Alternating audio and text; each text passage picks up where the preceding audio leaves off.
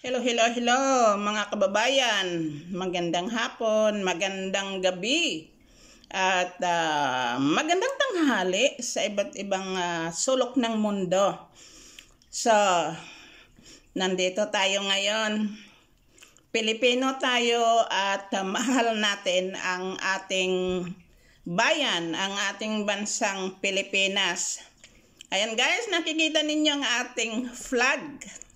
Dahil mahal natin ang ating bansa. So, kamusta ng ating mga kababayan na kahit saang sulok ng mundo ay nandoon? At I think mostly ng ating mga kababayan na nasa labas ng bansa ay alam kung ano ang nangyayari sa ating bansa. Pero sa palagay ko, yung nandoon mismo sa ating bansa, parang hindi nila masyadong alam. Kakaunti lang naman ang lumalabas nga sa news. Hindi ko alam kung bakit ganon. At ayun, dahil sa mayroon tayong freedom of speech, so marami na ngayong nagareklamo, nagabalita para tayong lahat ng mga Pilipino ay magising sa ating bayan. At ito mga kababayan, parang masakit na sa tainga. I think kailangan na natin mag-comments, magsalita dahil napakahirap na makinig lang tayo. Makibaka na rin tayo kasi para ito sa ating bansa. At bago ako dyan magsimula, mga kababayan, makibaka na rin kayo. Kung mahal natin ang ating Pilipinas, huwag natin pabayaan.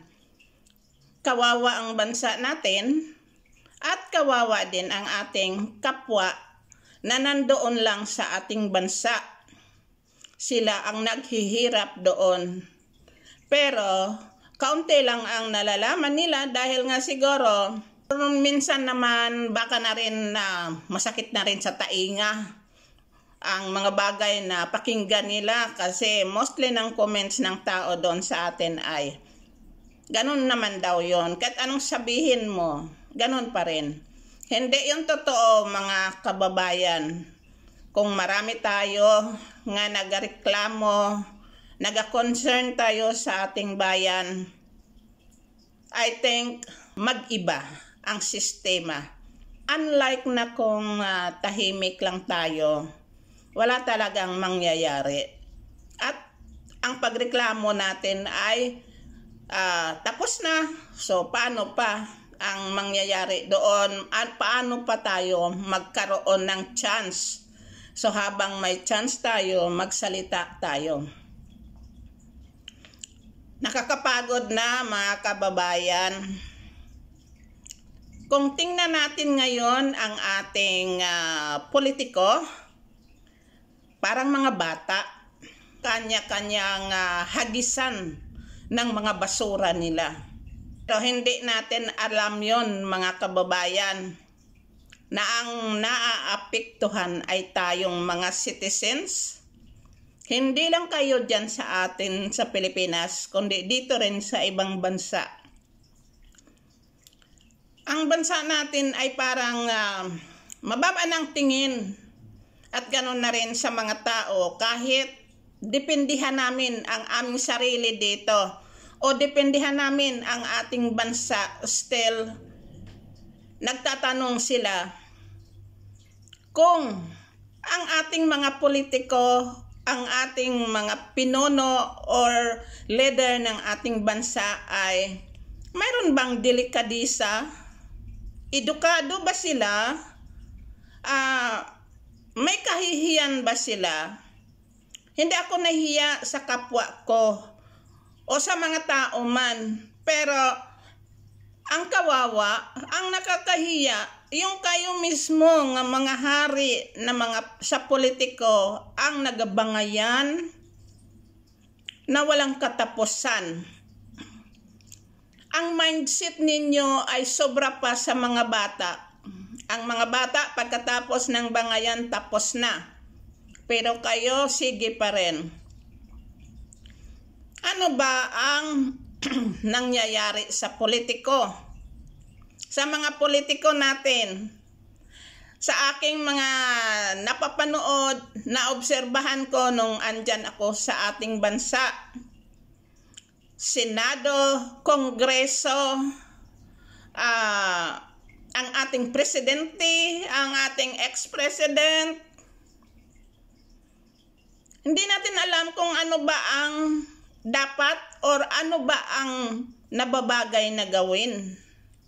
Na maging matahimik tayo, magkasundo. Alam natin na ang lahat ngayon, kahit saang bansa o sulok ng mundo mayroong gulo, gira, ay ayaw naman natin yan na magaya tayo sa kanila.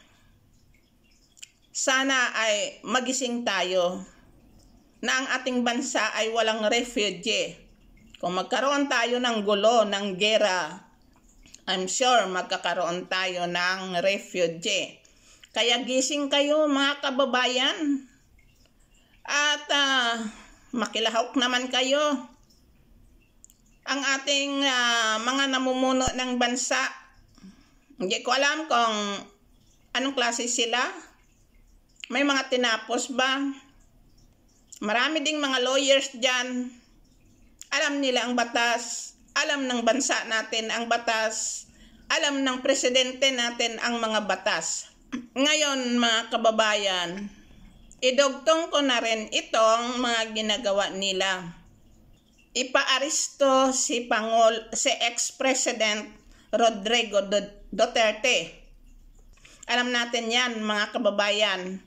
Ang bansa natin ay hindi na tayo under jurisdiction ng International Criminal Court. So, hindi yan sila basta-bastang manghihimasok sa ating bansa.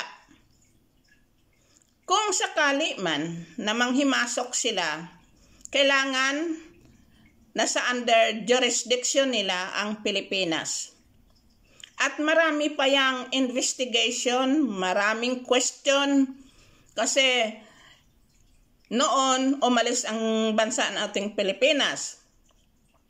Ngayon, babalik na naman. So may mga katanungan yan. Ang ICC ay hindi lang yan, ang utak nila ay kagaya sa utak ng mga politiko natin sa Pilipinas. Mayroon yan silang due process, maraming procedure, at alam yan ng mga lawyers natin sa Pilipinas. Alam ng ating court. Alam nila kung ano ang patakaran. Kaya huwag kayong magpanik, huwag kayong maniwala doon na ipaaresto or mayroon ng subpoena si President Duterte. Hindi yun totoo. Tayong mga Pilipino, mga professional, mayroon tayong degree. Kaya gamitin natin yan. Huwag tayong makinig sa mga balibalita lang. Kaya hindi ako naniniwala dyan na sila ay pupunta sa ICC para i-report si President Duterte. Marami yung proseso. Kailangan ang ating criminal court muna sa Pilipinas ang mag-iimbestiga kay President Duterte. Pag hindi nila kaya, din sa na rin dalhin sa international. Hindi pa kayo nakapagsimula ng investigation sa ating ex-president?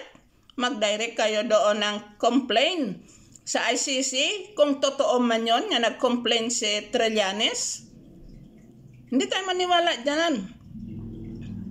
Kahit mababa lang tayo, mga ordinary lang tayong citizens, nakaintindi naman tayo ng law. Lalo na dito sa ibang bansa. Kailangan naman talaga malalaman natin kung ano ang law dito sa ibang bansa. Para naman malaman natin kung ano ang pagkakaiba at yung pagkakaiba dyan sa ating bansa. Kaya kayo mga kababayan, huwag kayong maniwala, huwag kayong makinig. Ang ating tuunan ng ating buhay ay yung ating sariling buhay.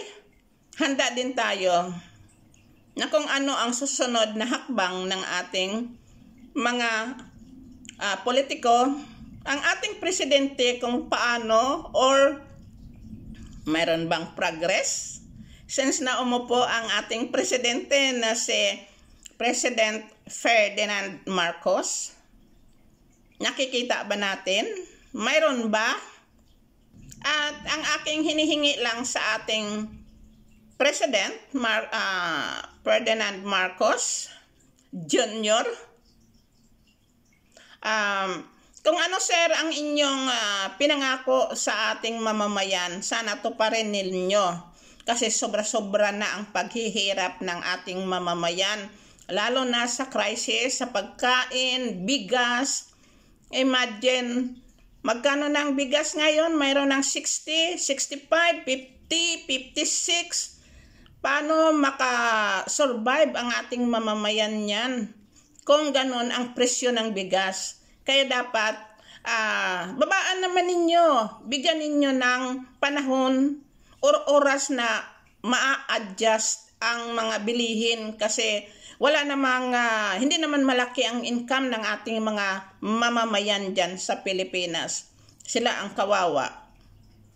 So, iyon lang ang aking masasabi sa inyo at sana ay magkaroon ng peace ang ating bansa.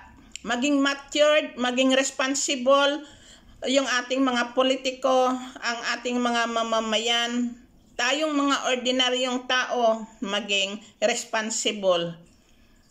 So, ayan na lang at maraming salamat sa inyong panonood. Pwede naman pakishare itong ating video para malalaman ng ating mga kapwa naman. At pakisubscribe kung nagustuhan ninyo ang ating pinag-usapan or sinasabi ngayon ni Babaeng Aguila. So maraming salamat and see you next time in my next video. Mahal natin ang Pilipinas.